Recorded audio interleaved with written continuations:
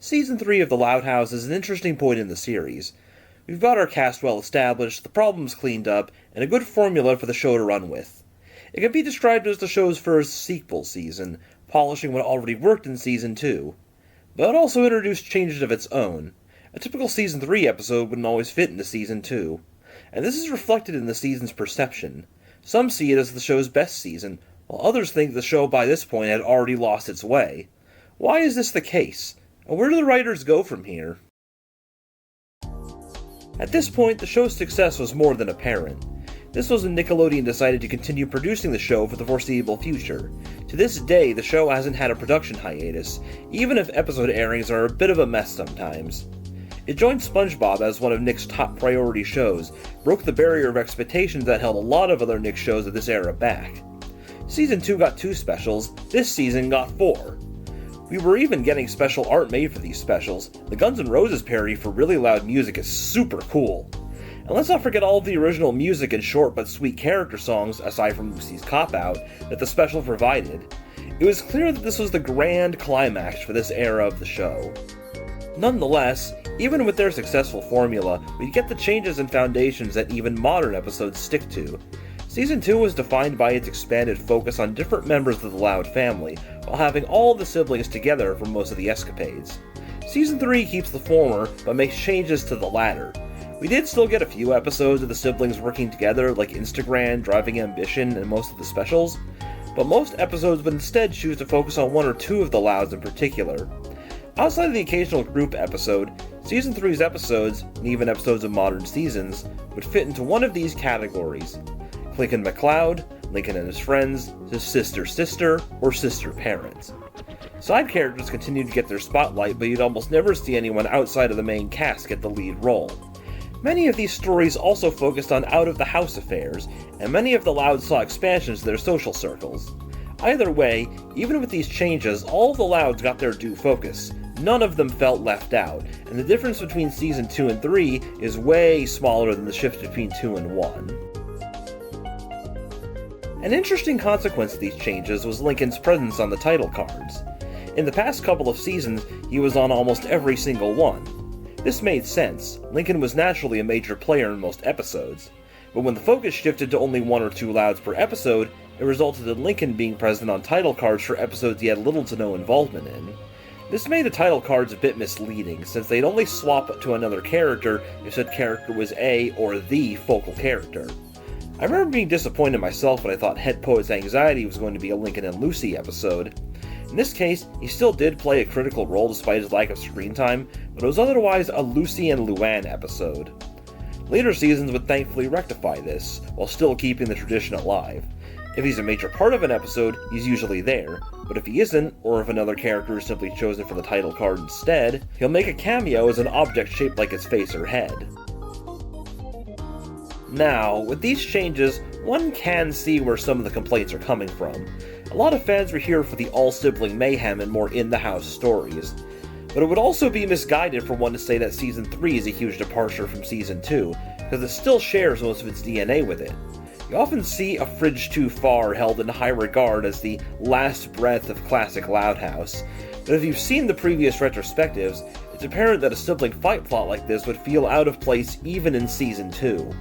This episode still has an important element, its subplot. The main plot is a simple one, being about the siblings having a conflict over fridge space and claiming leftovers. But the subplot is arguably more important, that being Lynn Sr.'s endeavor to impress a food critic. He needs this critic's investment in order to step closer to his dream of opening his own restaurant, and intends to cook a fancy meal for him. The Loud kids, in their conflict, accidentally scrap Lynn Sr.'s ingredients, and to save the situation, they give up their claimed leftovers so that their father can serve his classics to the investor instead. The investor actually appreciates this comfort food more than the tired fancy meals he always gets, and Lynn scores the investment. It's this major milestone, and the kids willing to make things right and be mature, that firmly grounds this episode in Season 3. And if anything, it's actually Frenzy that feels like the Fish Out of Water Season 1 episode, not A Fridge Too Far. According to Chris Savino and the writers, their goal was to give a focus to emotional topics this season, and aside from the subject of death, they more than achieved their goal. The show is still very much a comedy and keeps things overall lighthearted, but their statement absolutely rings true. We get episodes on topics like learning to communicate better with your friends, the prospect of family spending the holidays away from home, fame coming at the cost of who you are, anxiety about kissing a crush, the troubles of long-distance relationships, emotional attachment, the pressure of high-level competition and the self-doubt it brings, and so much more. The writers nailed it without breaking their Aesops, and it proves how much heart this show is able to have. Now, one matter that needs to be brought up is the matter of Bobby, Ronnie Ann, and the rest of the Casagrandes. They've left Royal Woods, and while Bobby still gets a few appearances, and Ronnie Ann does get a focused episode in the City Slickers, the group as a whole would wane from relevance within the main show. Episodes like this season's Spies Who Loved Me, and the next season's 9 backdoor pilot episodes can easily be considered the Casagrandes Season 0, being spin-off episodes with a Loud House label. Thus, they're outside of the scope of this retrospective series. However, there is one major exception, and that would be one of this season's specials, The Loudest Thanksgiving. One where Flip, of all characters, acts as our storyteller and chats directly with the audience. A relatable story about Lori and Bobby considering having Thanksgiving with each other's families. The Louds are afraid of losing Lori for future holidays to the Casagrandes, and the Casagrandes are afraid of the same for Bobby with the Louds. The two families end up competing, and the discussion of Thanksgiving dinner eventually leads them to flips. He even suggests a rotational system for Lori and Bobby's holidays, and the two families reconcile and celebrate. Thanksgiving specials are rare these days, let alone good ones, especially compared to how enduring Halloween and Christmas specials are. The regular show is the only other modern example I can think of. Either way, it was the perfect holiday for a show like this to tackle, and they definitely cooked up a winner-winner turkey dinner. One thing that Season 3 really paid close attention to is continuity, at least to an extent. As the characters grow and change, the world will grow and change around them, and many changes won't stay self-contained to a single episode. Now, don't get me wrong, the show is still an episodic comedy with heart.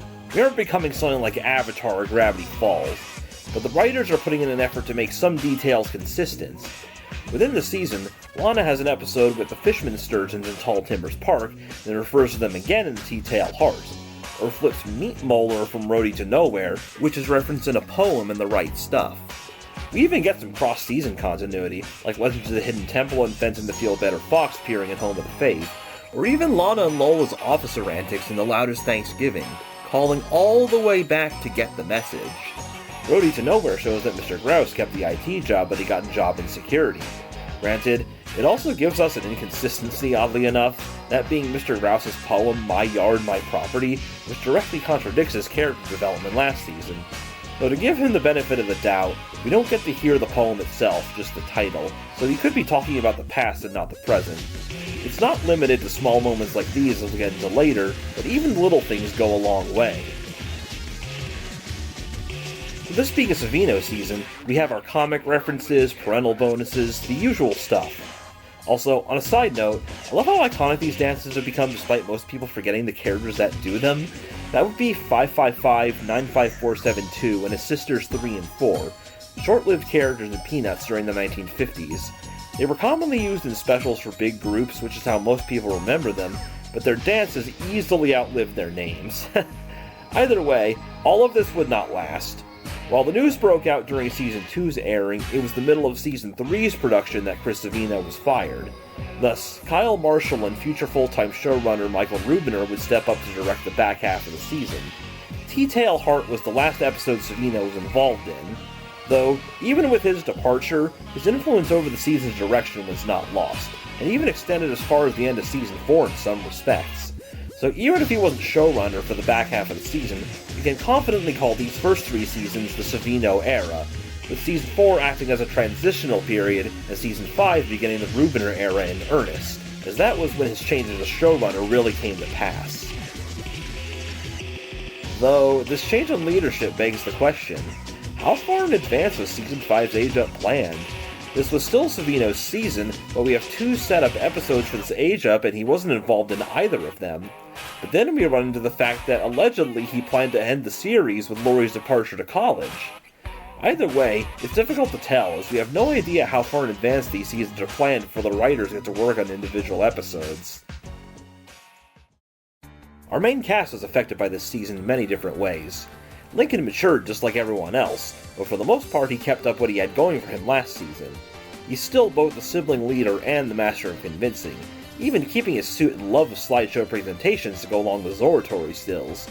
Though he's still a kid, and his charisma is not at all infallible. His parents can tell when he isn't being genuine and is attempting to manipulate them in some way.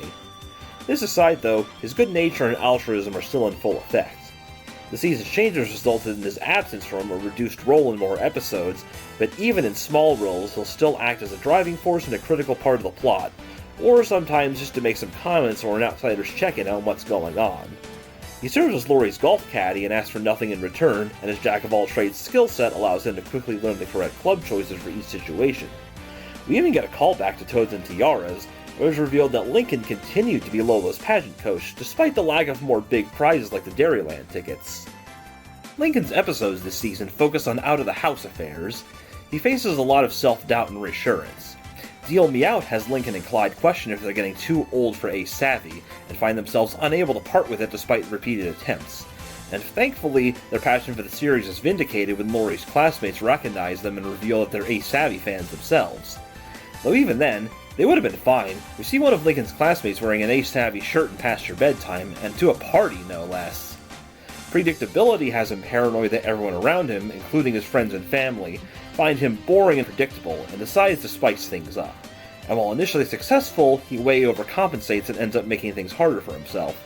Thankfully, his friends and family assure him that predictability and consistency aren't a bad thing, even if it's good to spice things up from time to time, and that they're quite predictable themselves. What Would Lincoln Do has Lincoln's class assigned woodworking projects, and Lincoln's lack of craftsmanship skills leads him to finding workarounds to the assignments, coming to a head when Mrs. Johnson offers him extra credit to build a dresser for her. As expected, it's a fiasco, and Lincoln makes amends while redoing the stepladder assignment by himself this time. Even if woodworking is a niche skill that all of the kids are shown to suck at, it's odd that Lincoln would try to cheat on the assignment. Unlike a lot of cartoon protagonists, he's shown to be a good student with honest work. Even Mrs. Johnson mentions how out of character it is. One of his most important episodes this season, though, would be White Hair. A new girl has recently moved into town and Lincoln has a crush on her. He attempts to make himself look cool and impressive, avoiding his sisters and their advice at all costs, since it turned out to be a fiasco in heavy metal. He ends up falling dizzy after meeting a rabbit, and we get an extended dream sequence where he imagines himself as a rabbit named Warren, with even more sisters. This is actually one of the show's early concepts and where Bun Bun gets his design from. All of his sisters and then some are rabbits as well, Clyde's a beaver, and the whole thing goes south real fast. But when he comes to, he heads home only for his paranoia to kick in. But when the sisters confront him, they tell him to just be himself. It's his virtues that will make girls smile, not a misguided attempt to look cool. Taking a page out of good old Charlie Brown's book. Nearly missing the bus, he ends up sitting next to the new girl and the two hit it off really well. Though, if it's one thing that didn't go his way this season, it's that one Season 1 remnant that's still alive and kicking, and that's his proneness to being singled out for slapstick moments and gags at his expense. He's randomly shown to be inept at throwing and makes the least amount of money for the trip and tripped, forced to buy the pretzels and sodas and shop girl, loses the shot not in no place like homeschool, caught by the windmill and driving ambition, gets slammed by a random prank and home with a fave. And when it's not him who's falling victim to this, it's usually Lenny instead. Clyde's season can be described as, the more things change, the more they stay the same. His episodes tend to be focused on his fears, paranoia, and neuroticism. There were a lot of calls to Dr. Lopez. Like we saw in Making the Grade last season, we have more evidence of his aversion to change, especially in regards to his friendships. And when it comes to his friendships, he shows a lack of trust in his best friend when he loans him his Snap handheld, paranoid that the antics of the Loud House are going to damage or destroy it, though some of that paranoia is partially justified here. We even get a spotlight for him in Absent Minded, where Principal Huggins makes him a VIP and junior administrator after being the first person to get perfect attendance since Huggins himself. Clyde realizes he did miss a day of school when reading his diary and goes to insane lengths to cover his secret, only for it to turn out that school was cancelled that day thanks to a flood. Incidentally, this episode was also the last time Clyde's crush on Laurie was brought up, and he's even shown to be much friendlier to Bobby this time around, dropping his antagonism altogether. Also, on a side note, the Snap is a Nintendo Switch parody which Clyde claims is a 4K touchscreen. Amusingly, this thing's way more powerful than an actual Switch. Clyde's had the Switch 2 for the past 5 years. Lori had to step up to some big challenges this season. Driving Ambition shows that she's the star of her high school golf team and that her dream is to get into Fairway University, a prestigious golf college. Coach Niblick, the university's head coach, comes to watch Lori play in her next tournament to scope her talents. This gives Lori critical anxiety, which her family tries to help her with, but it negatively impacts her performance in the tournaments. Nonetheless, she pulls through and Coach Niblick gives her a spot on this golf team and at Fairway University. Meanwhile, Misconnection shows the effects of the Santiago's move on Lori and Bobby's relationship. They agreed to go long distance, partially in part to Fairway's proximity to Great Lakes City, but for now they struggled through a series of funny but frustrating misunderstandings that put their relationship on the line. Carl's attempted sabotage doesn't help matters. Why is it that people dump on Clyde for his crush on Lori, but Carl's attempts to take Lori from his own cousin don't get any of the same revile? Anyway, the two figure things out and rekindle their relationship successfully, even if it took Bobby getting locked in Flip's bathroom. Alongside all of this, she also bonds with Lola when she struggles with her own anxiety in Gown and Out, and gets into a low-stakes selfie competition with her rival Carol Pingree, only for the two of them to come to an understanding and become friends. A busy season for a busy senior. Lenny's focus this season was centered around her new job as a sales associate at Reininger's, one of the Royal Woods Mall's department stores. It started in Shop Girl, which was a deconstruction and reconstruction of her often too kind for her own good personality. The siblings help her be more assertive and she succeeds, but her kind nature eventually pulls through. She gives up the clothes she got to help others, and as she says, it feels good to get what you want, but it feels even better to help others get what they want. And in return, they do kindnesses for her. Her expertise on clothes even gets the attention of the store's manager, Mrs. Carmichael, landing her the job on the spot. But not long after, crimes of fashion would put Lenny's job on the line. Scarves have started disappearing, which happened around the time Lenny was brought on board. She gets fired and Lincoln and Clyde go to great lengths to clear her name, eventually discovering that Mrs. Carmichael's neglected son was the one taking the scarves to use as capes. Lenny's back on board and the boys have another successful case. We even get to see how her job affects her relationships. Everybody Loves Lenny puts her in a position where she feels split between her work friends and her school friends and how both sides envy each other. She struggles to balance both, so Lincoln suggests bringing the two groups together. They butt heads initially but learn to get along. Not that any of that would matter in the long run. Her work friends became her go-to friend group going forward, and interestingly, neither side appears in Frenzy. In fact, Frenzy is super weird with a lot of these friend groups, like with Lucy's, she gets Maggie's friends as incidentals, yet Persephone, a core member of the Morticians Club, was completely absent. Either way, Lenny still has her moments as a bit of a ditz, but she's starting to mature and really come to her own. There's a reason why Luna was the choice for the thumbnail this time. This has to be her biggest season in the entire show. This was a season of learning and growth for Luna, figuring out who she is and what rock and roll means to her, and her focus episodes reflect this as well. Alongside an episode where she and Sam compete in the astonishing quest race together, where she learns that they can have different interests and still have a successful relationship, she gets two big focus episodes dedicated to her love of music. Roadie to Nowhere not only gives us a deeper look at Luna, but a deeper look at Chunk as well, her roadie that often helps her get ready for gigs. He's a musician from East London that serves the role as Luna's mentor and guide, a well-written intergenerational friendship, especially in an era where this kind of thing is looked upon with suspicion. Luna lands the chance to perform in the Royal Woods Royal Rumble, just like Chunk did when he was in high school, showing how much the two have in common. Chunk mentions that he sleeps in his van, and Luna looks in abject horror as he takes an old washing machine off the side of the road.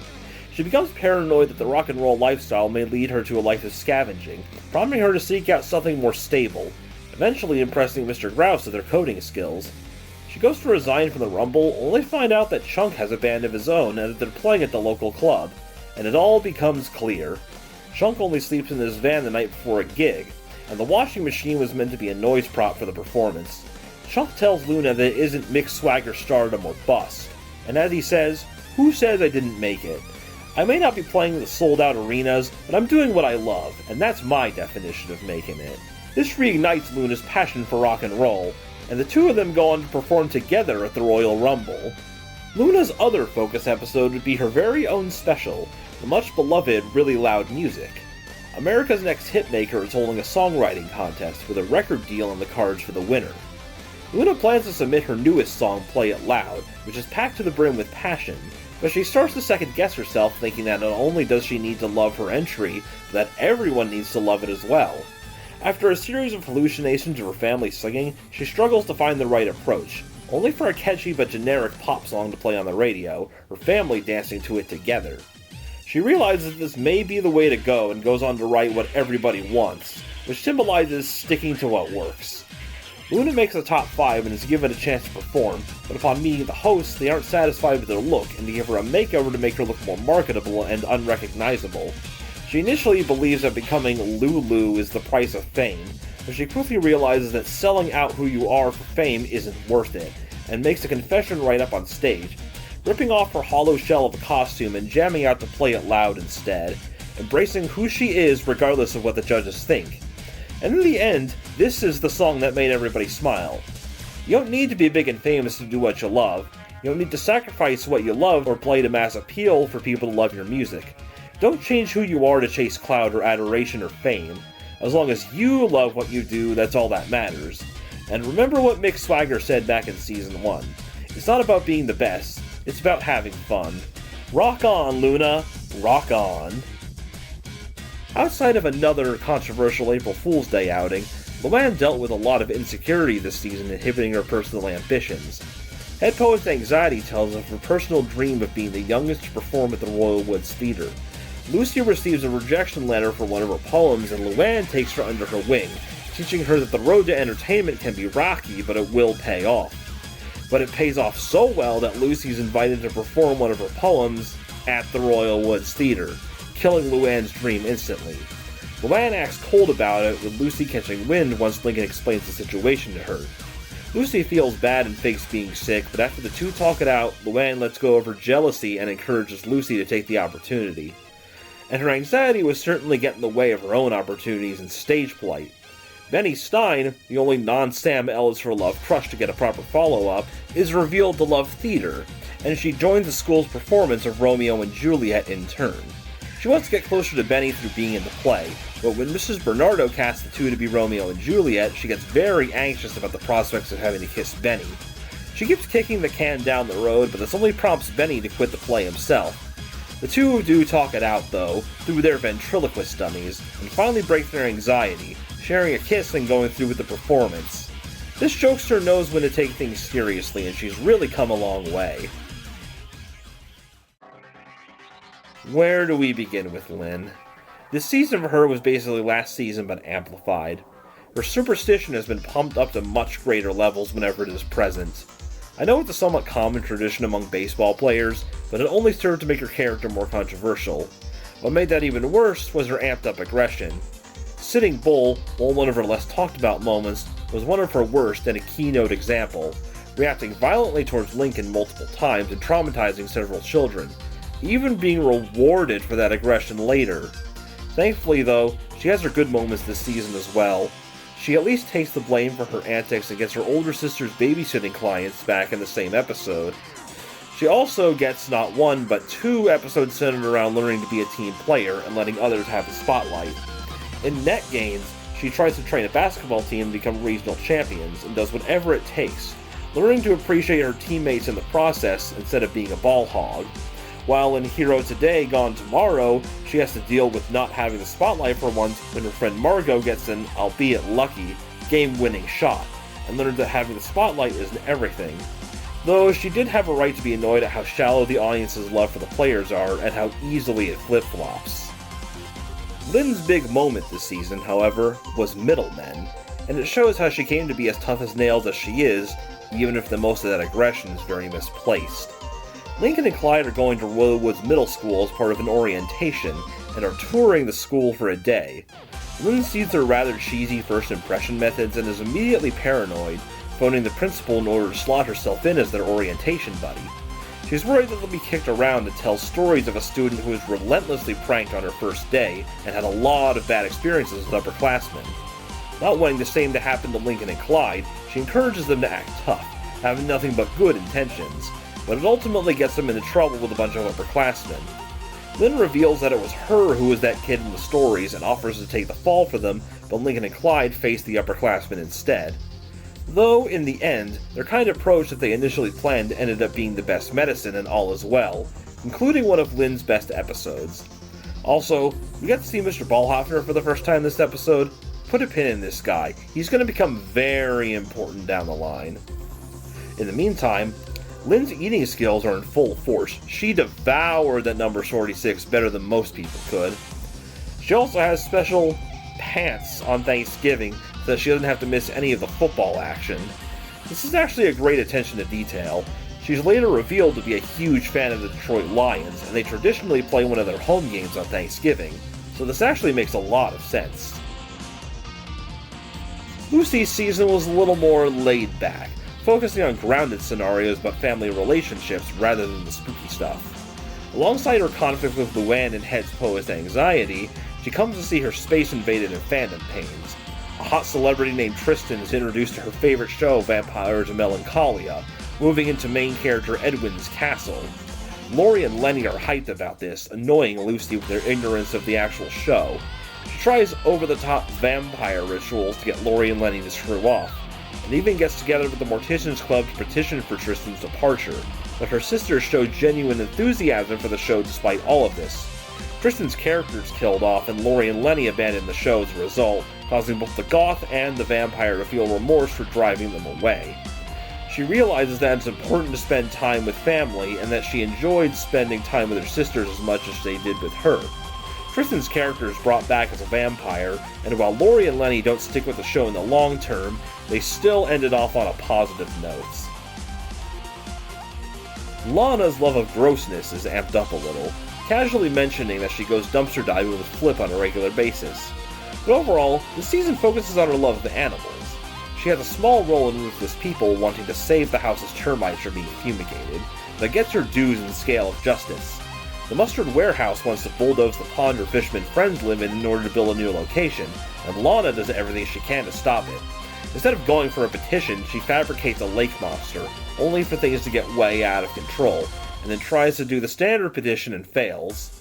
Though hope was not lost. Lisa recognizes that the fishermen are lake sturgeons, a federally protected endangered species, and thus Lana's new friends are safe to have their family in peace. Lola goes through some interesting tribulations this season. She's getting a bit of her bite back, but is still developing her into a lovable and well-rounded character. One of her episodes is a parody of The Telltale Heart, where she accidentally breaks one of Lucy's dolls and it proceeds to haunt her and always come back despite her increasingly extreme attempts to get rid of it. But in true Savino-era fashion, this still has a logical explanation. Lana simply ended up happening upon the doll multiple times and continually brought it back home, unaware of what was going on. Her other two episodes center around her pageantry. No Place Like Homeschool reveals that she's homeschooled during the pageant season so she has more time to practice, and actually plays the role of the voice of reason when her siblings want in on the action. She ends up having to help them study for a big test, only to fail herself from a lack of sleep, and in a reverse of A Tattler's Tale, the siblings take the fall for Lola. Meanwhile, Down and Out shows that she's a juggernaut in local pageants, but she never competed in statewide ones. She ends up losing her confidence and fakes being sick on the day of the Little Miss Michigan pageant, but some encouragement from both Lori and Lincoln encourage her to give her a go after all. She loses, but comes out of it with her head up, knowing she gave it the best she got. Another strong season for Lola. We learned a lot of little things about Lisa this season. She once caused a nuclear accident at school, sucks at arts and crafts, has a bomb shelter in the backyard, and despite her scientific skill, can't make something as simple as a peanut butter and jelly sandwich. Lincoln has to do it for her at bedtime, and she loves the way he makes them. House of Lies has her learn the importance of telling a little white lie every now and again, as chaos can unfold without them. Lisa's defining episode this season, though, was The Mad Scientist, and it continued what friend or foe had started. Irritated by her siblings' interruptions, her fellow scientists invite her to come stay with them at the Institute. No, not that institute, this one.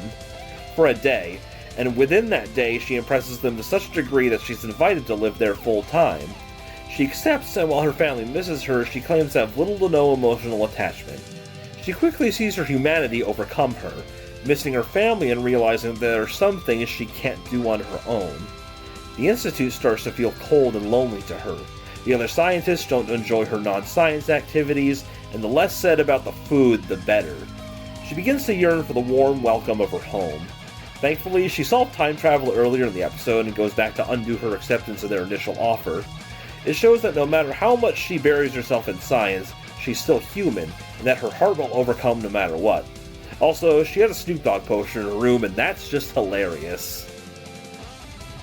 Once again, Lily gets no focus episodes of her own, but we're still seeing her change. Her gag is very much toned down, and she's starting to display more intelligence, more sass, more of a personality of her own instead of feeling like a prop. We even see her making little drawings and scribbles, which would be some fun foreshadowing for her future shtick as a little artist. Lynn and Rita cap off another active season, solidifying themselves as members of the main cast.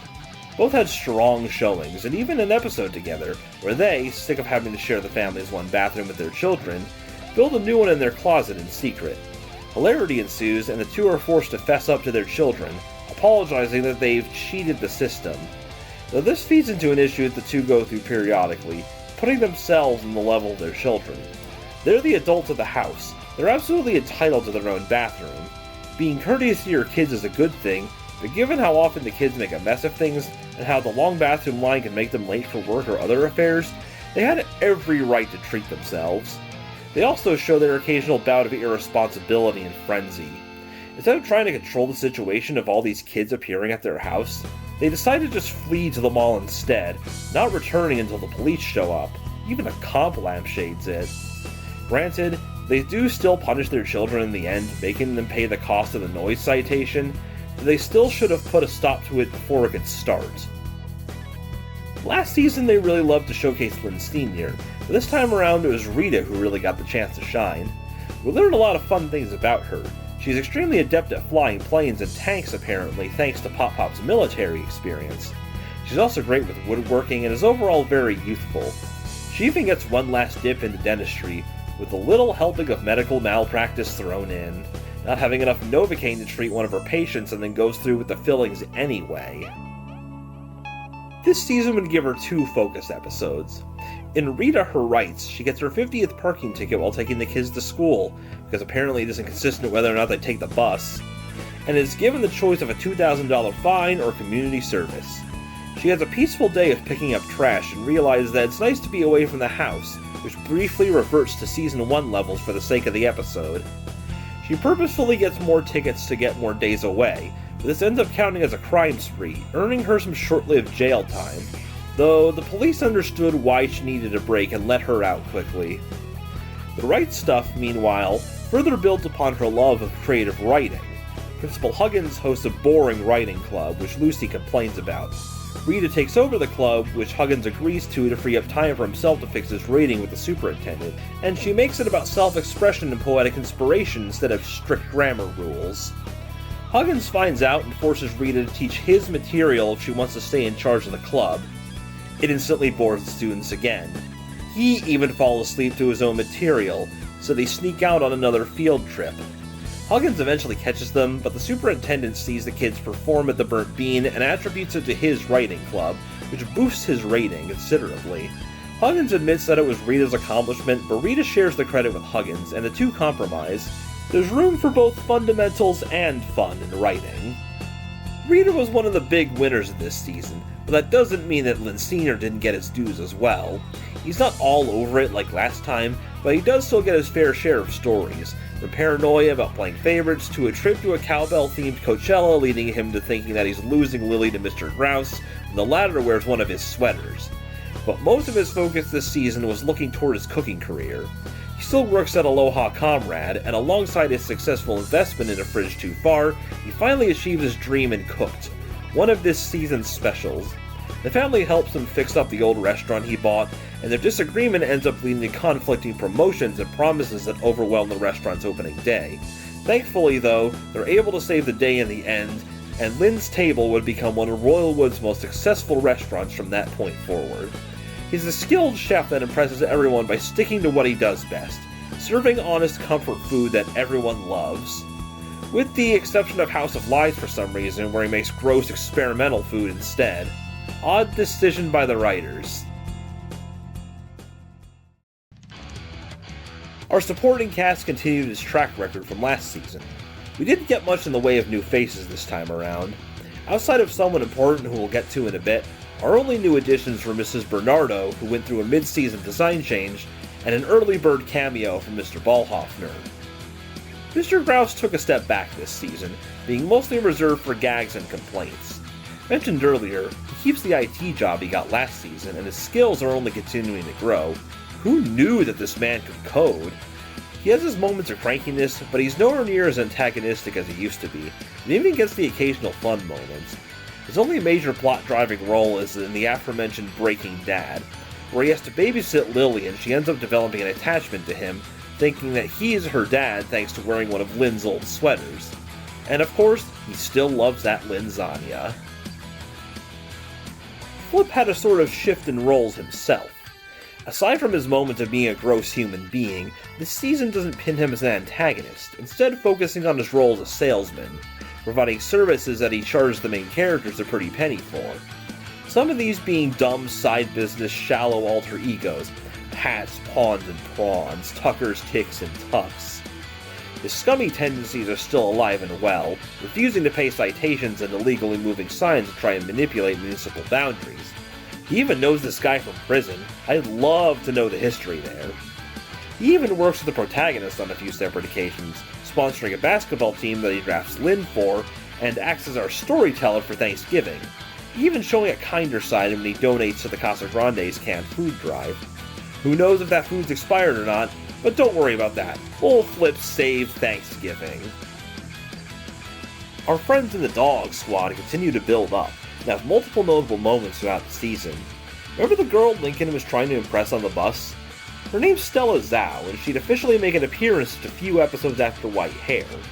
In Be Stella My Heart, she attempts to approach the boys multiple times, the group getting nervous and weirding her out, so she attempts to ask each one of them to hang out separately. The boys think she's trying to date all of them, and after some squabbles they think she's trying to turn them against each other and confront her. Stella laughs it off and reveals that she simply wanted to be their friend and found approaching them difficult. The boys apologize and induct Stella into their group as a sixth member. Also, Rusty likes the way her hair smells. Before Stella's arrival, the boys have another amusing adventure under their belts as well. In Past Your Bedtime, Liam invites his buddies over for a sleepover at his family's farm, only for girl Jordan to approach them in the halls and invite them to a pool party scheduled for the very same night. Also, before we continue, you've probably seen this girl before. She's very popular in fan art, but to bust another misconception, she's not a major character. She gets maybe a couple of appearances per season, and has only played a major role in 2 episodes, this one and Season 5's Frame on You, but outside of that she isn't very relevant. Anyway, the boys still agree to go to Liam's for the sleepover, but they're all sent videos of the party and the temptation grows to ditch Liam. Lincoln in particular has a cannonball record to maintain. They get Liam tuckered out and sneak on over while he's asleep, and all sorts of hilarity ensues, embarrassing them big time. They get back to the farm and it looks like they're in the clear, but Liam knows everything. And after a round of apologies, they make up over a nice hearty farm breakfast. He's such a good kid. Other members of the Loud family get minor developments, but don't play a major role in the season at large. The pets are present, but don't get a focus episode this time around. Pop Pop also makes a couple of appearances this season, including the introduction of his girlfriend Myrtle. She'll become a big deal in the future, but for right now the two of them are taking it slow. And to end things off, the Royal Woods Elementary cast got some smaller developments as well. Huggins has his realization with the writing club and the apprenticeship of Clyde, and is shown to run his school well. It makes his mediocre rating from the superintendent all the more strange, but at least it's still a better showing than a certain someone we all know and love. Mrs. Johnson is shown to live alone and loves karaoke, while Coach Bukowski is revealed to live on a houseboat with his mom against an allowance like a mama's boy, and a dating experience gone wrong makes us question why he hasn't been fired. And then there's Chandler. I actually forgot to talk about him a couple of seasons ago. He's a popular kid who first appeared in Season 1's The Waiting Game. He's known to throw exclusive parties, and even when he's a jerk, he still keeps his end of the deal. He gets another major role in this season's Jeers for Fears, and an uncharacteristically frightenable Lincoln and Clyde join them in the Royal Woods House of Terror to save face. They actually make it further than the terrified Chandler, who actually starts to respect them and invites him out to get some pizza. Friends with Chandler. Who would have thunk it? And here's where things draw to a close. Our characters have faced a lot of challenges and achieved great victories, as we come to the end of an era and look upon the dawn of a new one. We finished the climax, now things will cool down for a bit. The show's starting to come to its modern form bit by bit, but that earlier season flavor is still there. It is very much its own animal. What do you think of Season 3? Was this one of your favorites, or did you feel that the show was going down the wrong path? Let me know in the comments as we head on over to Season 4.